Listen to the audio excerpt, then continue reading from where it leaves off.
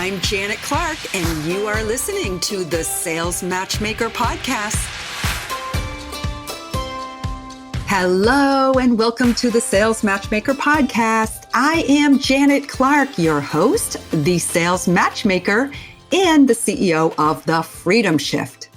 So this podcast is for coaches, consultants, and sales professionals who sell high-ticket transformational programs. Now, I'm going to go a little bit off topic today. This is a fun topic, which is, why do you hate your clients? Now, I'm going to answer this question for you because there really are only three main reasons why this happens. And you're going to see how this actually does tie back into sales. So, the funny thing is that adage that you've heard before is so true. Nothing happens until somebody sells something. So let's face it, if you hate your clients, or you have a particular client, or have ever had a client that you hate, then it is because you sold them into your program. So let's talk about what this really means. So I remember a mentor of mine who was shared with me that he was asked by his mentor, why do you hate your clients? Now, I find this kind of interesting, the way the question was phrased, because you would think he would say, do you hate your clients? Which would cause us, any of us as coaches or consultants, to become defensive, right? And of course, we don't hate our clients. We're in business because we love working with our clients. But when the question is asked in that way, why do you hate your clients? It just assumes that it's true. And I would say that for most coaches and consultants, it is true that we all have had this experience where there's just been the client from hell. Now, I am not saying that you hate anybody personally. I know I don't personally hate anybody, but there are clients that we just hate them as clients, right? Hate having them as clients. So I want to talk a little bit about why this happens. And, the truth is that because we're human, we are going to run into these times when there is a conflict with somebody. And when it happens, it really wreaks havoc with your life and your sense of well-being.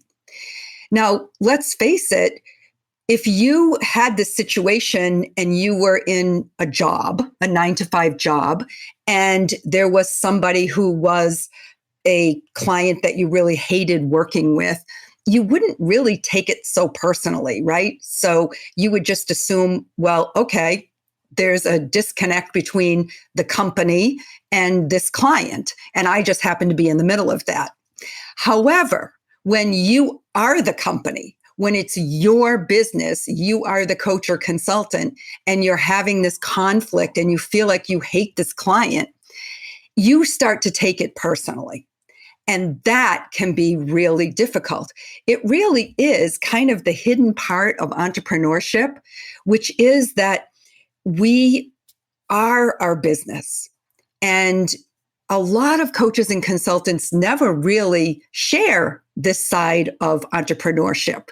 So we hear from other people about how much they love their clients, how everything is so perfect, how they're making a major impact and their clients are getting amazing results. And all that is true. But what about the ones that aren't? What about those ones that really are problem children, right? And there's a definite negative thing happening there. Why does this happen? And what can you do about it?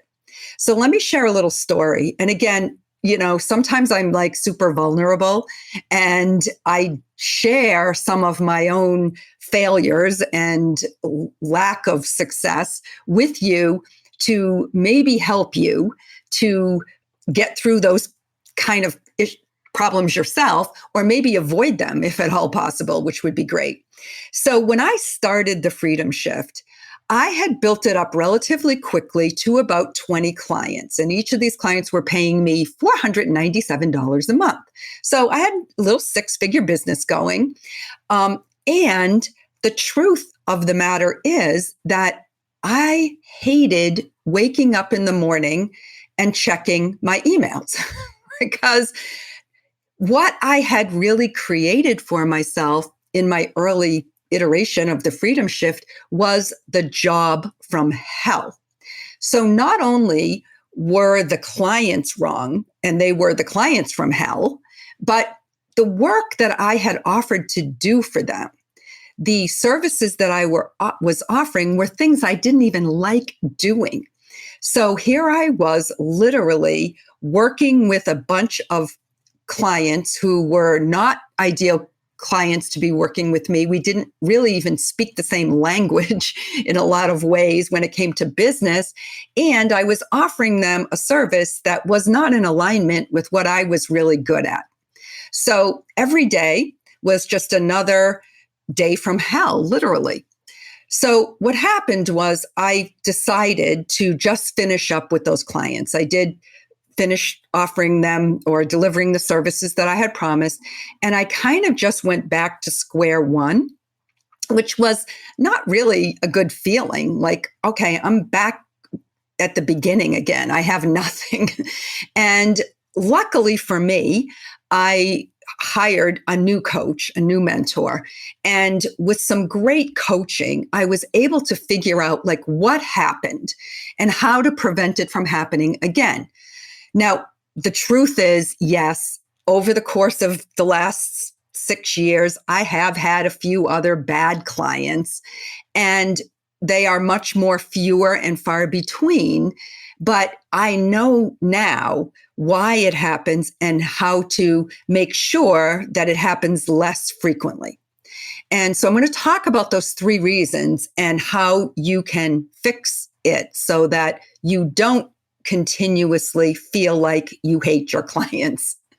So the first is you don't have a clearly defined set of deliverables. Now, I struggled with this one, and I've had to learn it the hard way. And I've learned it both from being a client and from being a service provider. So we all interpret words and sentences differently. People hear what they want to hear, including me. When I sign up for something, I hear what I want to hear. And sometimes what we say is misinterpreted, or sometimes we interpret what somebody says to us. So here's an example. A lot of us as coaches offer a guarantee that we will work with that client until the client gets the ROI or the promised result. Now that sounds straightforward, right? But let's say that the program itself is 90 days and the client doesn't get the result in that time frame. So does that mean that the coach failed to deliver? Or does it mean that the client failed to implement what they were coached to do? What does continue to work with you really mean? What happens if the client never actually follows the process and is now complaining that they didn't get the results, that the program didn't work? So the remedy for this is to have milestones and written expectations of what success looks like for your clients in your program. So we all want to think that ROI is the only thing that matters. But when we're coaching clients, we're teaching them to think differently, to open their mind, to learn new skills. And that process takes time. And not everybody goes through that process at the exact same speed. And when they don't start seeing results immediately, sometimes they start to get panicky. So how do they know if the program's working? How do they know that they're actually changing and growing and that results are coming? Well, you do that by creating a roadmap for them, that where you can define deliverables that are tangible for the client to actually be able to see. So one thing we've added to our program, our sales map program, is a checklist. And that checklist are different things that the client is going to get when they're working with us through our program. One of them is a program blueprint, which is something that is going to be a tangible thing that they have created that's really going to help them be clear on what their offer is, who they're targeting, and it also becomes a sales tool for their salesperson. So that's a big milestone and a deliverable that everybody that comes through our program gets. They also will get a script for a discovery call. How do we qualify somebody to make sure that that person is ideal for our program? Another thing we make sure they get is a customized sales flowchart. So I've talked before about my heart flow sales conversation, and I make sure that every client that comes through has that flow chart of how to have that conversation that is specifically customized to their business. So that's a great deliverable because that can now be used for any time, whether they're working with us or not, that they want to bring on a salesperson or to even improve their own sales conversation. Now, we also incorporated a checklist of milestones. So what we did was we broke our program into 3 phases. Now, in phase 1, the client knows that they're going to create these deliverables, which are the program blueprint, the discovery call script, the sales flowchart, and they're going to get matched with somebody that will be able to sell for them. So they can see all of these things happening. In phase 2, they go through a sprint with us, and during that sprint, they're actually going to enroll a client. So they know that they aren't actually finished with phase 2 until they do enroll a client with our help. Now in our phase 3, they're actually matched with a salesperson, and our deliverable in that phase is that the salesperson will actually make a sale for them. So we've implemented a way that they can measure the progress throughout the program. And ultimately, it will result in them getting ROI, but it's not focused on the ROI. So I hope this helps you. And it really has made a big difference for us and our clients. It keeps our clients much more positive because they see the progress that they're making. Okay. The second reason why you may hate your clients has to do with the fact that you are not charging enough for your program. Now, when we're first starting out, all of us as coaches and consultants, we need to build up our reputation and we need to get some customer success stories. So we have to sell our programs typically a little under what our real value is because we don't want to price ourselves out of the market, and we tend to almost go too low.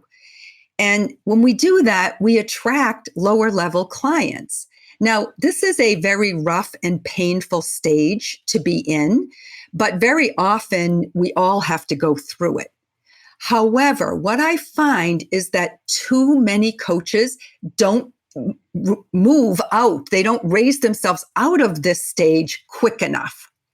So they stay in this place and they continue to undersell their services. And this is when the resentment and the I hate my clients syndrome comes into play. Now, once you've gotten some testimonials and you have some happy clients in place, you need to change your rate and you need to charge a value, right? A rate that values and equates to the value that you provide. And you will then start attracting a different level of client. And that is really the key to how your rates are associated with the type of client that you have. So when you get a client who's willing to invest at a higher level in their own professional and personal growth and transformation, they are going to be easier for you to work with. So if you consistently undersell your services, you literally are going to be stuck in hell. you'll be working in the job from hell with the clients from hell. And ultimately, you will hate your clients. So one of the things that you need to do if you're having trouble with this is to get some guidance.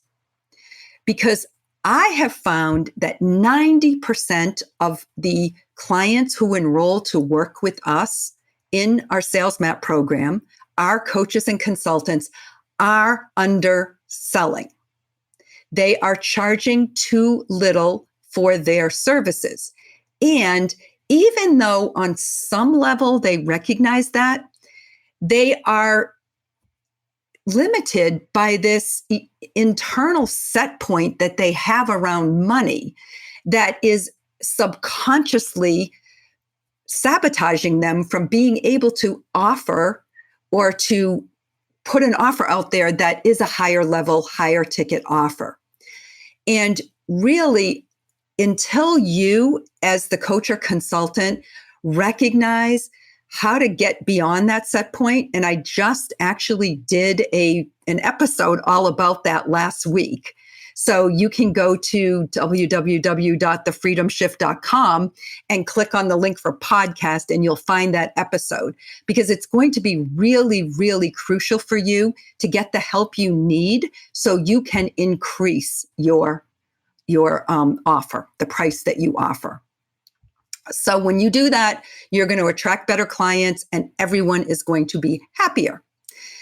So the third thing that happens that creates this feeling that you hate your clients is that you actually are working with the wrong clients. Not every client who's willing to give you money is a good fit. And in the first year, we do tend to bring some wrong clients on, and sometimes that's kind of a learning curve that we've had to go through. But look, you are not there anymore. For most of you, you're beyond that. And you need now to start really getting clear on who is an ideal client for you. Because otherwise, what's going to happen is you're going to have this, what I refer to as inbox dread, every single morning, right? And this is exactly what did happen to me. I would literally have a knot in my stomach as soon as I opened my email. And it was almost like I was getting hate mail from people because they had these unreasonable demands. Man, like I never knew how much people who scraped up $497 a month would actually expect in return for that, as opposed to people who in my past life had been paying me $500 an hour for my consulting services in my B2B sales agency, and their expectation versus the expectation of this person who was barely scraping $500 a month up. So it was just a different caliber of person. And so these people were expecting me to be available to them 24/7. And they were literally expecting me to do things that were way over and above what they were literally paying me for. So it was me that caused that because I was attracting the wrong clients. And that was absolutely the hardest money that I've ever made in my life. So my business partner, Tobin, and I, we have spent a lot of time now really working on defining who is our ideal client. And it's still literally a work in progress. And it should be the same for you because you need to commit to yourself that you will only work with clients you love. And when that happens, both the client gets amazing results, you get fed high positive self-esteem and self-image and great feedback because they're getting those great results and everybody is happy. So that raises everybody's level of joy and freedom and success so much higher. So that truly is the crux of the matter. I mean, it's those three things that if you fix them, you are going to have a whole different type of relationship with your clients. So that's why you hate your clients. It really falls back on you. Now, there may be some other things that contribute to that as well, but I think, and I have found that these three things primarily are the reason. And when you fix them, you are going to have a whole different lease on life, a new lease on life. You're going to love your business, you're going to love your clients, and everybody is going to get a better result. Now, I want to leave you with this thought that you started your business because there's something you absolutely love to do. And there is a certain type of person that you absolutely love to work with. And your whole goal in life right now through entrepreneurship is to spread love and light through your business. So that's how I want you to think about what I just talked to you about. Like, let's focus on love. Let's focus on light. Let's focus on positivity. And let's go out there and have an amazing week. Happy selling. And I will be back next week with a new episode of The Sales Matchmaker. In the meantime, reach out to me anytime at janet@thefreedomshift.com. And I'd love to chat with you. I love this subject and all of the different subjects relating to sales. And so until next week, bye for now. Thank you for listening to this week's episode of the Sales Matchmaker podcast. To hear more episodes, visit us at www.thesalesmatchmaker.com.